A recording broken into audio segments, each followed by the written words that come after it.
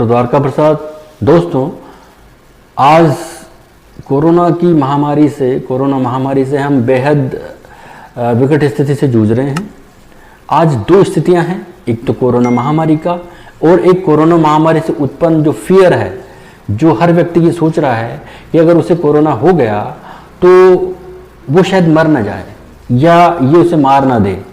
तो दोस्तों, ये चीज़ मैं अगर ये कहूँ कि कोरोना से भी बड़ा वायरस, उससे मरने की जो फीलिंग आ रही है वो वायरस है, तो उसमें कोई दो राय नहीं है।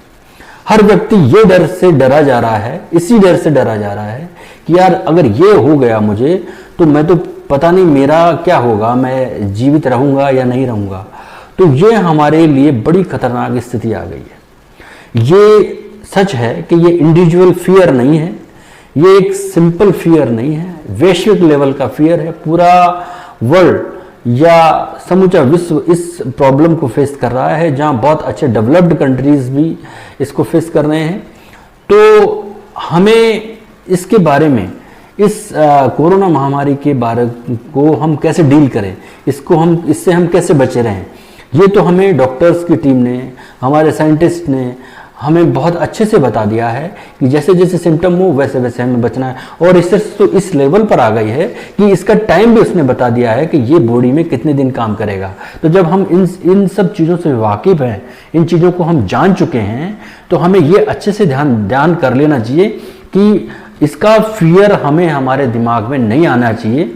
हाँ, डरने में लोगों को बड़ा आनंद का फीलिंग होती है, तभी तो लोग हॉरर मूवीज देखते हैं।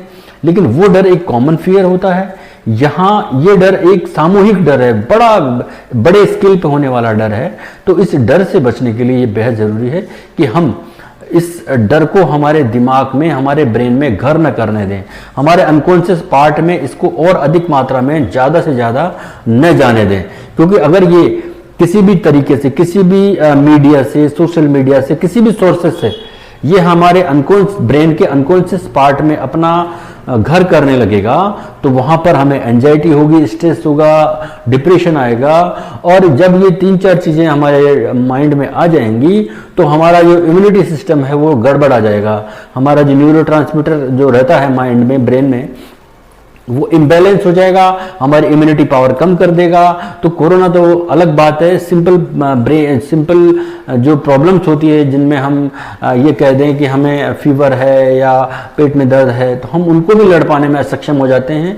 तो हमको हमारे इम्यूनिटी पावर को कम न हो पाए, इसके लिए ज़रूरी है कि हमारे ब्रेन के अनकॉन्शियस पार्ट में इस फियर को, कि हम कोरोना से पीड़ित हो जाएंगे तो हमारा क्या होगा, इस फियर को घर ही न करने दें, इस फियर को स्टोर ही ना होने दें।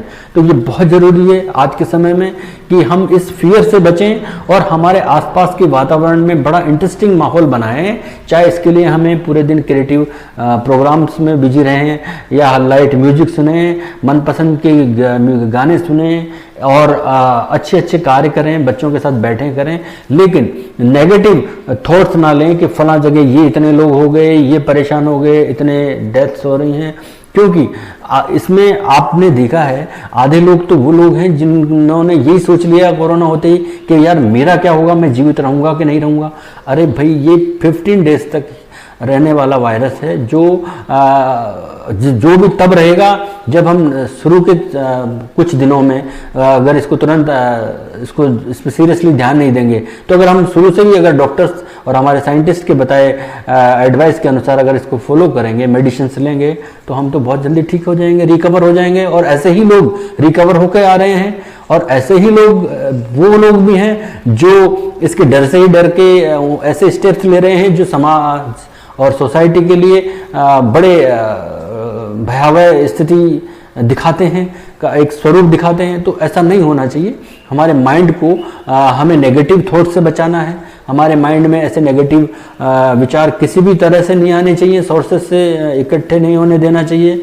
और अपने माइंड को सही डायरेक्शन में ले जाते हुए हमें इसके बारे में पॉजिटिव थॉट रखना है कि अगर हो भी गया तो ये हम इससे जीत पाएंगे, इस जंग को जीत लेंगे या इस आपदा के समय में इस फियर को जो हो रहा है कि कोरोना हो गया तो क्या होगा, इससे हम बचे रह पाएंगे और बच जाएंगे।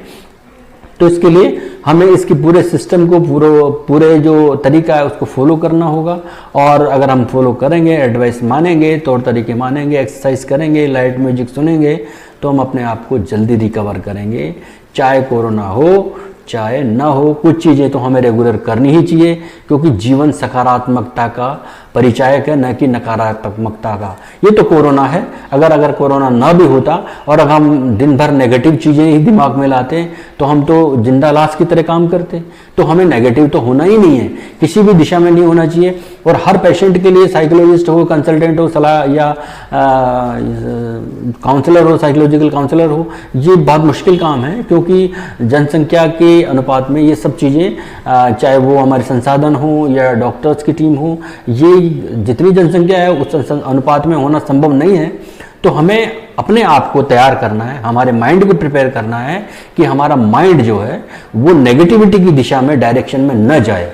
हमें केवल ये देखना है कि हम इस जंग को जीत लेंगे, हो भी गया तो क्या, हम तो इस जंग को जीत लेंगे। और इस जंग को जीतने के लिए जरूरी जो जो चीज़ें हैं वो हम करते जा रहे हैं, उन एडवाइस को हम फॉलो कर रहे हैं। तो ये जंग जीतना हमारे लिए बहुत मुश्किल नहीं है। और अगर ये हो गया तो क्या हुआ, ये 10, 12, 15 दिन की बात है, और ये मेडिसिन हमें लेनी है। और इस तरह अपने माइंड को रिलैक्स रखना है, अच्छे तरीके से रिलैक्स रखना है। और न केवल खुद को रखना है, बल्कि आसपास की जो सराउंडिंग, जो लोग आपके रहते हैं, उनको भी उतना ही पॉजिटिव रखना है, ताकि आप अपने जीवन को इस आपदा के समय में ही अच्छे तरीके से न एग्जाम्पल बनाएं, बल्कि पूरे जीवन भर के लिए एक अच्छा एग्जाम्पल के रूप में पेश कर सकें। यही मेरी आपसे प्रार्थना है, यही आपसे मेरा निवेदन है। तो दोस्तों, मेरा वीडियो आज का यहीं तक था कि आप सकारात्मक रहें, अच्छे रहें, स्वस्थ रहें। धन्यवाद।